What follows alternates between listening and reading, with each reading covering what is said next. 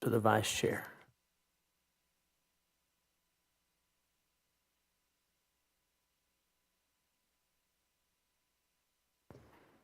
All right. Thank you. The chair lays out Senate Bill 667 by Senator Hughes and recognizes the bill's author to explain the bill.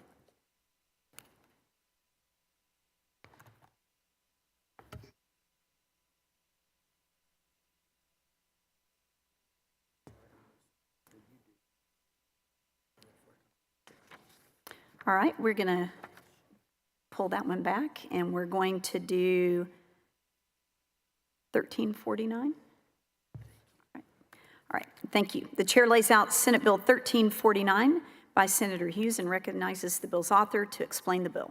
Thank you, Madam Chair, and thank you for working with us on the order of the bills. And I thank the committee for hearing this bill. Senate Bill 1349, transnational repression, a term that we can understand the concept, though we don't hear much about it, except perhaps in recent years we've become more aware. And it's a form of political persecution carried out by foreign governments or terrorist organizations, primarily against those residing outside their home countries, but also against Americans who speak out against dictatorial regimes.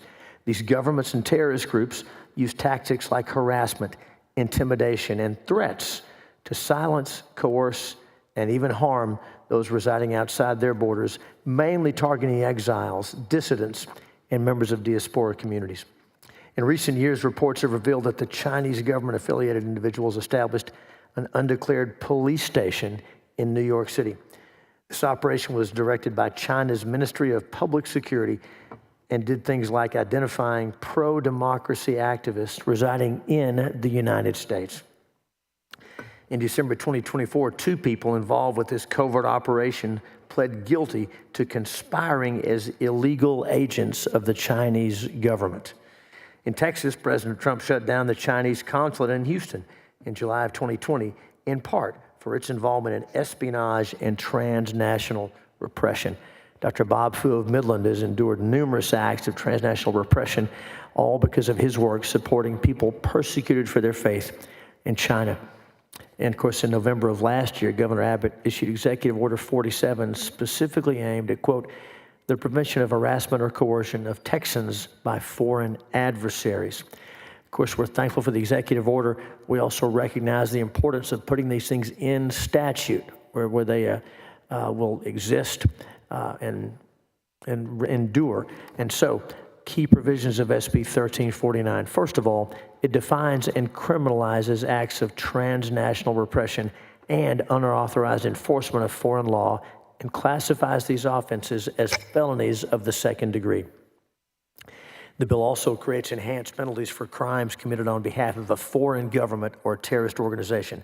Assault, harassment, stalking are treated as offenses one category higher when they're done as an act of transnational repression.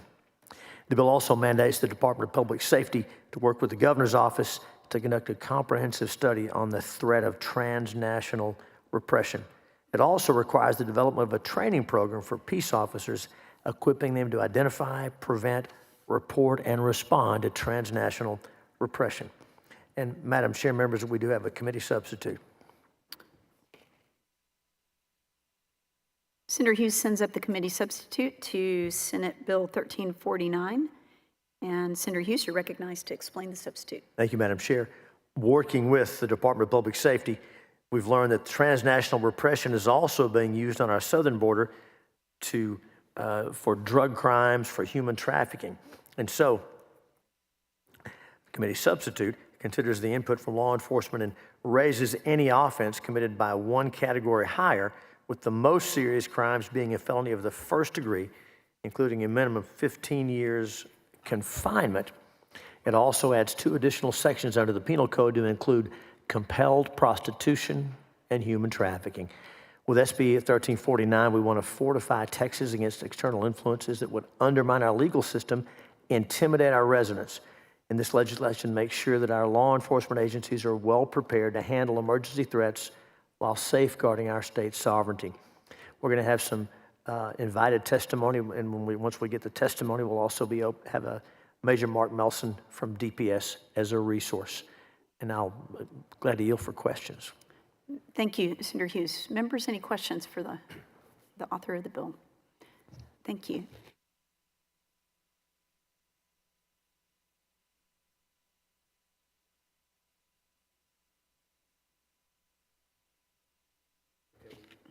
Which one now?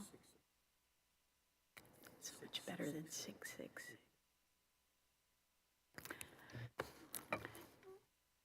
Thank you, Mr. Chairman. And Senate Bill 1349 will be left pending.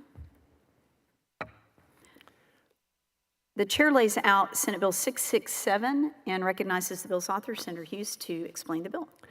Thank you, Madam Chair. Members, I'm thankful for your consideration of Senate Bill 667 to divest Texas taxpayer retirement funds from companies that are compromised by the influence of the Chinese Communist Party. And we stress again and again, we can't say it enough, this is not about Americans who've come here from different places. We all have, our ancestors have. That's America. That's always going to be true. This is about the Chinese Communist Party and their openly stated designs on this country's security, and on this state. So national security concerns. Foreign adversaries exploit state pension funds, even in Texas, by investing in companies with direct ties to their regimes, aligning their objectives that are against Texas and U.S. national security. Also, think about the fiduciary and legal compliance. Investments in China-based companies and their affiliates can violate our pension laws, breaching fiduciary duties to act prudently and to safeguard those pensioners' interests. Of course, there's financial precedent for this. In 2022, the Permanent School Fund incurred a $250 million loss from Russian investments, which just highlights the vulnerabilities we have when foreign entities, hostile foreign entities, have this kind of control. Of course, again, in November of 2024, Governor Abbott required that state agencies divest from Chinese assets to protect Texans from CCP exposure and to mitigate financial and security risk. This bill would align our investment strategies with national security interest and fulfill our fiduciary responsibilities from divesting from compromised entities. I can tell you more about the details, but that's what the bill does, and I'll yield. Thank you, Mr. Chairman. Members, any questions on Senate Bill 667? All right, with no questions, the bill will be left pending. And the chair lays out Senate Bill 1585 and recognizes the bill's author, Senator Hughes, to explain the bill. Thank you, Madam Chair, and thank you, members, for your continued indulgence on these important bills that are related, and the testimony will show that, we believe. Senate Bill 1585 has to do with communications security. Foreign adversaries, in particular China and Russia, have been using telecommunications equipment to conduct espionage and gather intelligence on sensitive areas of the United States that we have strong reason to believe. One of the most concerning examples of the use of Chinese-made telecommunications equipment, such as those from Huawei and ZTE, near critical infrastructure sites, and this is happening in various parts of the United States. In February, the Department of Human Services at the federal level issued a warning that Chinese-made interconnected cameras, the Department of Homeland Security at the federal level issued a warning that Chinese-made internet-connected cameras pose an espionage threat to America's critical infrastructure. And just this month, the House Select Committee on the Chinese Communist Party heard testimony that routers made by a Chinese company are being sold below the cost of production. So this company is selling this equipment at less than the cost to make it, to spread it and get it deep into America and have access to all kinds of information here. In November of last year, again, Governor Abbott issued Executive Order 48 that highlighted the need to strengthen the resilience of our critical infrastructure from foreign adversaries. So Senate Bill 1585 will prohibit governmental entities from entering into contracts related to information and communications technology or services with a wholly owned or majority owned subsidiary of a company that a foreign adversary controls. Now, the burden of reporting this is the responsibility of the vendors. Vendors must provide written verification when submitting a bid for a contract related to information or communications technology or services. And this verification must confirm that the vendor is not a scrutinized company and will not contract with a scrutinized company for any aspect of its performance under the contract. If a governmental entity determines a vendor's verification was false, it must notify the vendor of the violation. The vendor can then respond with evidence that their verification was in fact truthful. The bill also establishes penalties for vendors who violate the prohibition on contracts with scrutinized companies. Civil penalties, which can be twice the amount of the contract or the amount of loss suffered by the state, whichever is greater. And vendors found in violation are barred from responding to or being awarded government contracts for 5 years following a final determination of violation. And Madam Chair, we are waiting on a committee substitute that will clarify the scrutinized companies list, so we'll know what companies are involved, to provide a clear standard for implementation in line with federal standards so that providers can know who to deal with and who not to as they continue to expand their network and serve Texas. That substitute is not yet fully drafted, so we won't be laying it out, but wanted to let you know it's coming. This bill would enhance the security and resilience of our critical infrastructure systems, and I think y'all get the you understand the goal, you know what we're after here, and I would yield for questions. Thank you, Mr. Chairman. Senator Hall, you're recognized. Thank you. Thank you, Mr. Chairman.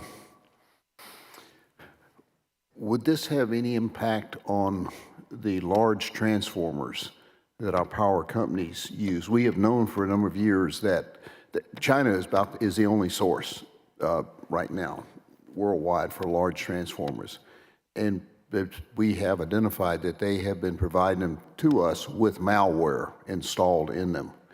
And President Trump 45 had issued an executive order prohibiting the further purchase of those, which quickly got canceled by Biden when he came into office. And I don't think the President 47 has reinstated that. But it's a known threat, and it fits perfectly within the study, the report that just came out about protecting our critical infrastructure, which was around our electrical power system. So will this have an impact prohibiting the purchase of equipment like what is in our power system? Senator Hall, yes. And current law addresses this to an extent. Chapter 2275 of the Government Code is even titled Prohibition on Contracts with Certain Foreign-Owned Companies in Connection with Critical Infrastructure. We are doing a couple of things. We're also adding information and communications technology, but on critical infrastructure, as you described, we're making it clear that it's not just foreign-owned companies, but those who are influenced, and these definitions are expanded to align with the threats you're talking about. So yes, this bill does address that. It's a gaping hole in our security. Right. Of course, doing that is liable to create a different hole, and that is the availability of the equipment to be replaced until a known manufacturer steps up to make it available. But I think it's a good move. It's long overdue. Thank you. Thank you, Thank you, Senator Senator. Hall. Oh, Please. and thank you, Please Mr. go ahead, Madam Chair, please. Any other questions, members? All right. Thank you, Senator Hughes. And Senate Bill 1585 will be left pending. 2312, please. The chair lays out Senate Bill 2312 and recognizes its author, Senator Hughes, to explain the bill. Thank you, Madam Chair and members.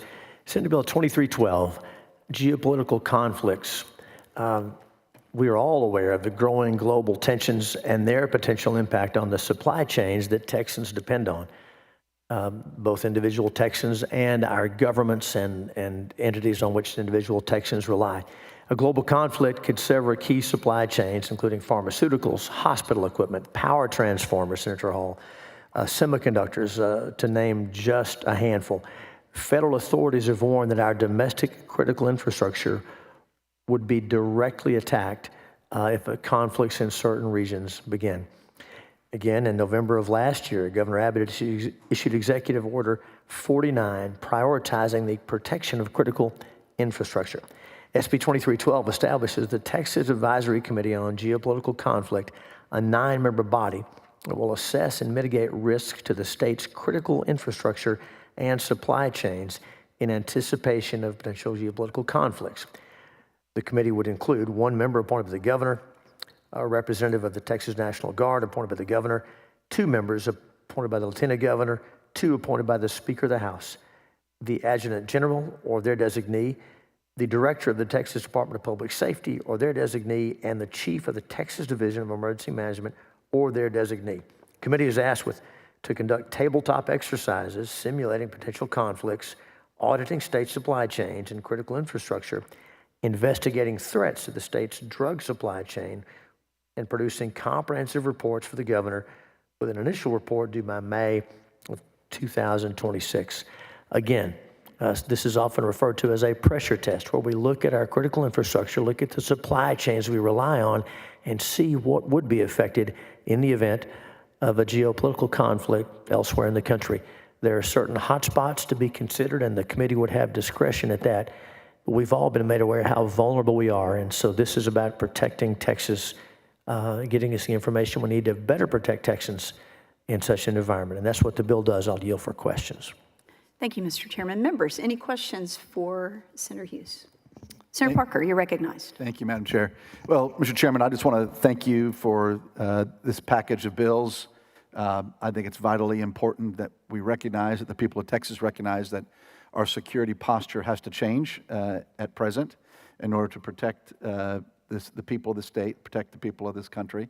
And specifically, we all know that the 4 main actors, China, Russia, North Korea, and Iran, they are highly focused. They're working around the clock, 24/7 to infiltrate, to impact, to disrupt, and to harm the United States, and Texas in particular as the Lone Star State, obviously, the great economic engine and driver of the United States. So I just want to thank you for bringing it forward. I think the package is very important, very timely.